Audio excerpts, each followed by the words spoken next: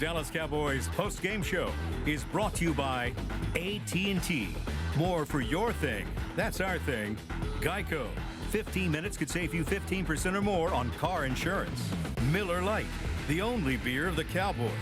And by NFL Game Pass. You'll never miss a game again. Enjoy full access to coaches' film and game replays from Week 1 to the Super Bowl. Subscribe at DallasCowboys.com/Game Pass. Well, the Cowboys know how to have a happy Thanksgiving and make it one for all of their fans with a big 31-23 win over Washington today. And happy Thanksgiving, everybody. It's the Cowboys postgame show. Brad Sham, Babe Laufenberg, and one of the many stars for the Cowboys today, DeMarcus Lawrence, who just had to show off his athletic skills with the interception to go along with half a sack. I want to let you talk about the interception first, because those things don't come to defensive linemen very much. Yeah, they ran the screen earlier and ran upfield, almost got cut. You know, they passed the ball right behind my head. So it was really, I just felt him come off the ball and, anticipated the cut, and, they go down, hands go up. So, it was lucky, really, because I couldn't see it. I just felt it. Yeah, but it was kind of fun, wasn't it? Oh, absolutely. And, it's just a testimony to, how hard, me and the guys, work. And that was the next level. We had to get turnovers in order to become an elite defense, and we got to keep this train rolling. And once you caught that ball, in your mind, were you just seeing end zone? Oh, man. I can see straight forward, but I just felt all the pressure on my right side. So it was like, oh, man, get jiggy, juke, So I hit him with a juke, and they got me down. And you walk us through that play. Moses is over there at right tackle. You know it's a quick play because they're trying to cut your legs out and get your hands down. Absolutely. So how do you react to that when you see that? Yeah, hands down, but hands go up. Hands down as in try to push his helmet. Push his helmet down, hands go up, and he threw it right to me. So shout out to Colt, man. You know what I'm saying? Let me get the touchdown next time, but I'm happy, with the interception. Appreciate it. Was there any difference in preparing and the way you approached it with Colt playing instead of Alex Smith? It wasn't no different at all. We knew the intensity of the game. We knew he wanted to come in and put the team on his back. And really coming back to Texas, he's home. AP, he's home, and they really, wanted to come in here and run sharp. So it was us all about our intensity and putting our foot on their throats from minute one to the end. Excuse me, you've been through this before with kind of the back-to-back Thursday games, but you get done with Thanksgiving, you're like, oh, okay, here comes our 10-day break, a little time off. But no, here comes New Orleans Saints. So how do you regroup? Yeah, man, we just got to stay focused, embrace this time with our family, be thankful for all you got and all you don't have. But we got to stay focused, and the Saints are rolling right now. We are too, so it's going to be a great game. But what is going on with the defense, Tank? You guys have been really close all year. The intensity's been amped up all year, but it feels like the last few weeks you got a little something extra going on. Yes, the offense. The defense. The offense. That's what's going on? That's what's going on. Say more. Offense is controlling the ball and pushing their tempo and imposing their wheels on other teams, and it's making it easier for us to go out there and make plays because we're not on the field as much. So, it's good work from the offense, good work from Dak, leading his troops, and the offensive line. The offensive line has been balling. They've been banged up a little, but it's a testimony to how hard they be working. I thought I saw a bunch of you guys getting pretty excited when Cooper broke that 190 yards. Oh, absolutely. Why wouldn't you get excited? And that's the transition of the game. And, you go up 2 touchdowns in the third quarter. Now, it's pass rush time. And it's time to get after the quarterback, install fear back in his heart and show him who the boss. Appreciate y'all time. Thank y'all. Happy Thanksgiving. Happy Thanksgiving. Thank you, Tank. Thank you. There's DeMarcus Lawrence. Cowboys postgame show continues in a moment.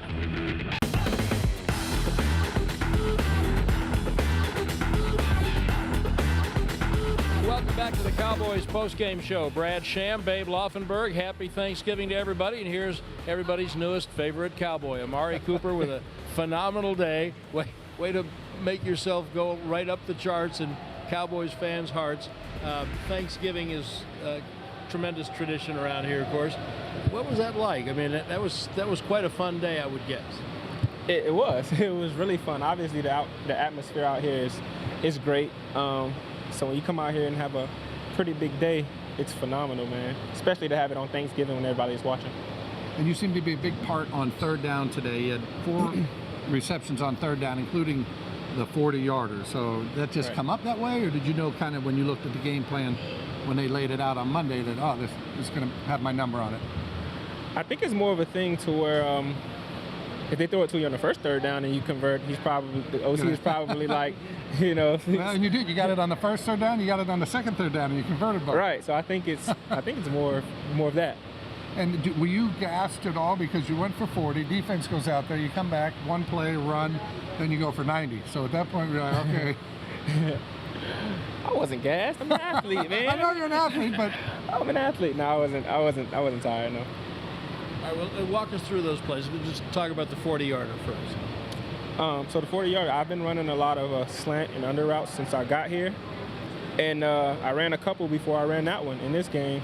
And so I think DBs are kind of getting used to me running those type of routes. So I put a little extra on it just to kind of deceive him a little bit. And it worked. I got open. He tried to recover too fast, and he fell down, and all I saw was green grass. All right, now the 90-yarder, you don't get those every day. You don't. So let's talk about that one. 90-yarder, you don't get that every day. But yeah, so I get that ball 1 out of 10 times. It's not the first read. Even when we run it in practice, I don't get that ball. But for some reason, the look was perfect for me to get that ball. And luckily, I recognized it, and I was like, I think I can get this.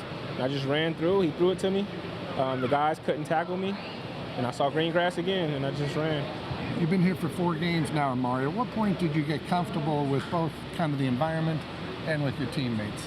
Immediately. You know, I got here, it just felt like a good environment, the aura, everything, the city, everything on the field and off the field. So I liked it as soon as I got here. One of the things that seems like would be hardest to do is getting on the same page in mid-season when you haven't played with the quarterback, receivers coach, the whole thing. What's been the biggest challenge, or what was, I want to put it in the past, what was the biggest challenge in getting adjusted and everybody kind of syncing up?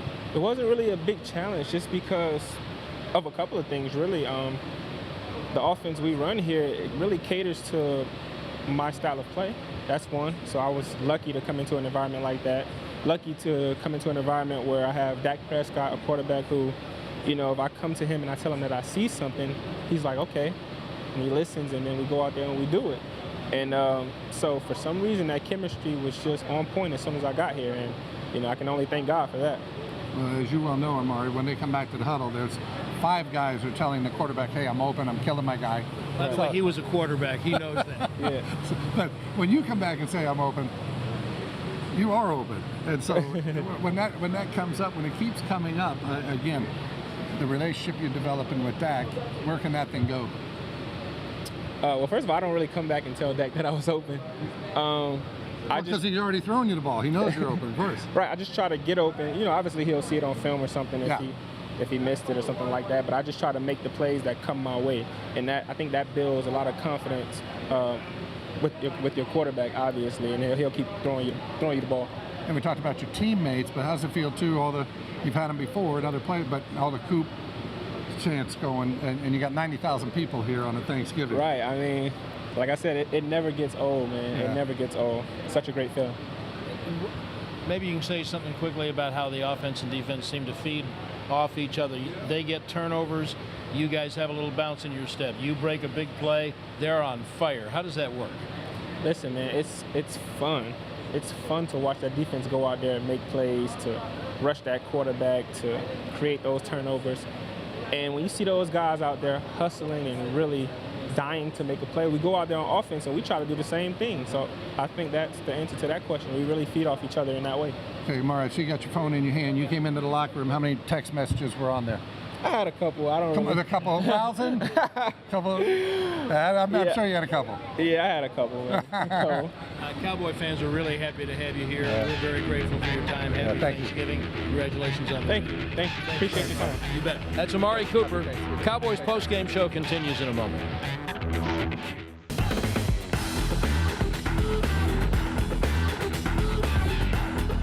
Welcome Welcome back to AT&T Stadium, and again, happy Thanksgiving, everybody. It's the Cowboys postgame show. Brad Sham, Babe Laufenberg, and the sack machine, Anthony Brown.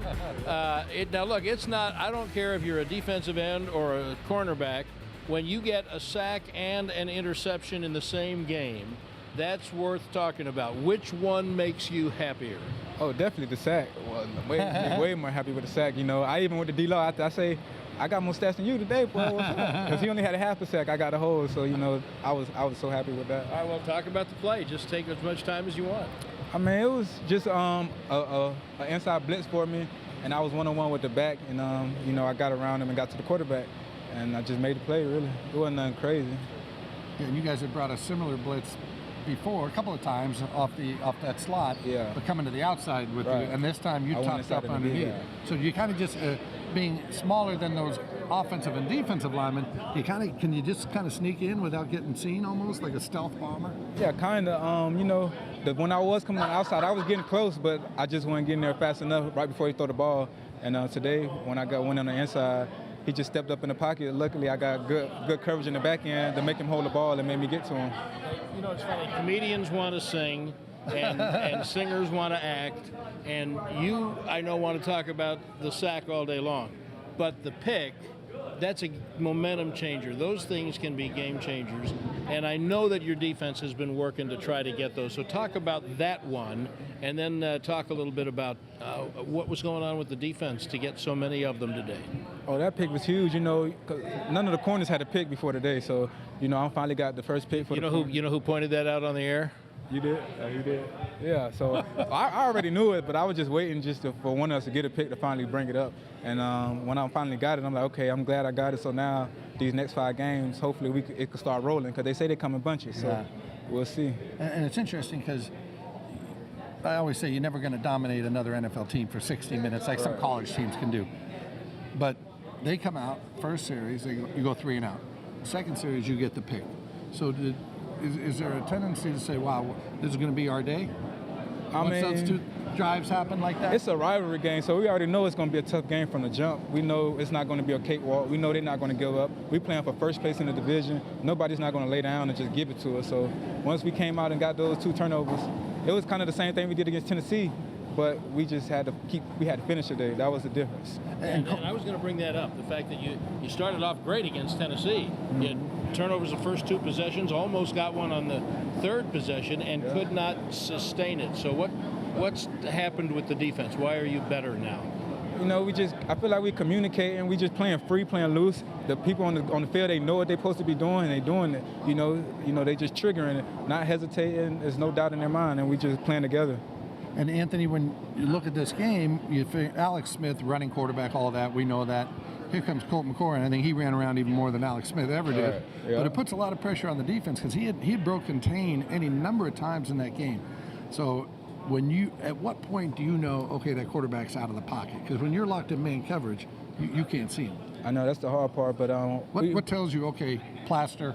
Oh, you find my guy. Well, when I'm on my man, you know, once he run his first route and the ball hasn't came, and then he runs another route, so then you know, okay, it must be something going on, because a play only lasts like 4 or 5 seconds. So once you cover him for those 5 seconds, he's still running, you know, just keep plastering your guy. You know, Giselle famously said about Tom Brady, well, he can't throw it and can't catch it. Are they going to be in a quandary as to whether to have you cover people or go rush the passer now that we're a dual threat on the back end? I don't think so. I mean, if I'm at nickel, they still should just send me on some more blitzes. There we go. I just try to get some more sacks. Let's have you say one word about Amari Cooper, who you have to cover in practice a lot. So you're already shaking your head. You are better equipped than a lot of people to talk about him. And then when he goes out and has a day like that, what do you want to say about him, and what does that kind of a day do for you guys on defense? I mean, to be honest, I'm not surprised. I was just waiting, saying it was a matter of time before he just breaks out for us. You know, he's a number 1. He was a top first-round pick. You know, that man can play. He's a 2-time Pro Bowler. Got great routes, got great speed and acceleration, as you saw today. And I don't even know how long that touchdown was, but 90-yard touchdown, and he pulled away. You know, that man, he's awesome. All right, well, this is the intercepting sack machine, Anthony Brown, who is going to have a really happy Thanksgiving, and so is the whole Cowboy defense. We appreciate your time. Congratulations. Appreciate having me. Thank you very much. Anthony Brown, Cowboys postgame show continues in a moment.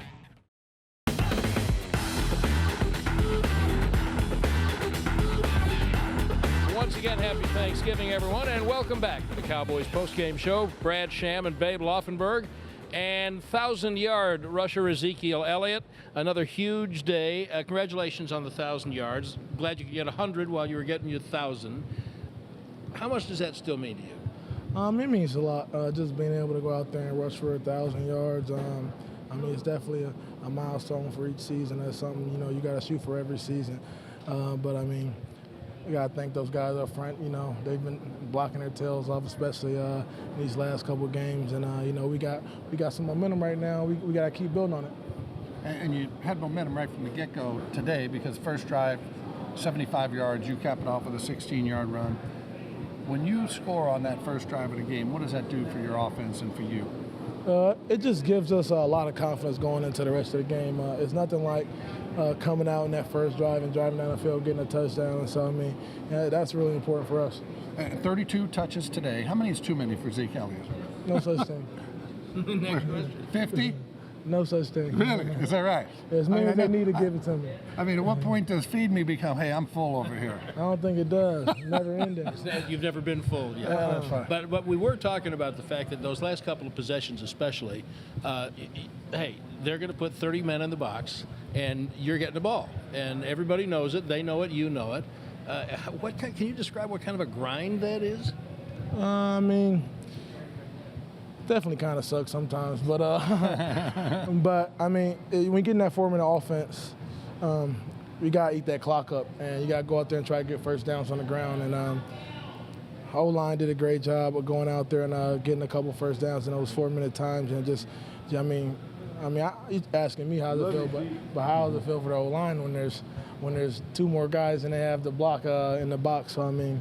So it's definitely tough, but it's important that we go out there and chew up some of that time and get first downs. Well, you chewed up some time, but you're also gaining some momentum, 3 straight wins.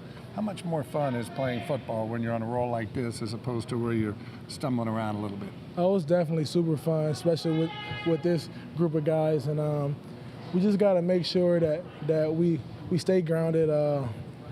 Grounded, like keep giving you the ball, or you mean like feet on the ground? Both. Okay, there you go. I like that. But stay grounded, and we keep building on this. We still have a lot of football left. We got to finish this season off if we want to make the playoffs. How much has Amari's addition done for you?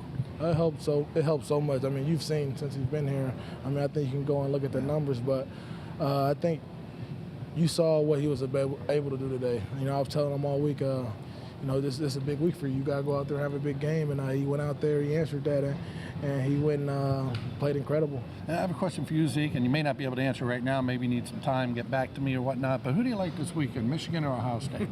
The Ohio State University. You already know, man.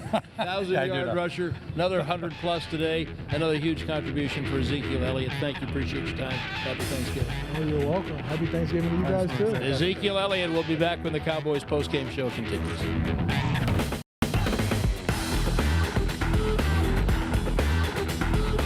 How you have a happy Thanksgiving. Dallas 31, Washington 23. For Babe Laufenberg, I'm Brad Sham. Happy Thanksgiving. See you next Thursday after the Saints game. The Dallas Cowboys post-game show was brought to you by AT&T. More for your thing, that's our thing. Miller Lite, the only beer of the Cowboys. And by the Dallas Cowboys Football Club.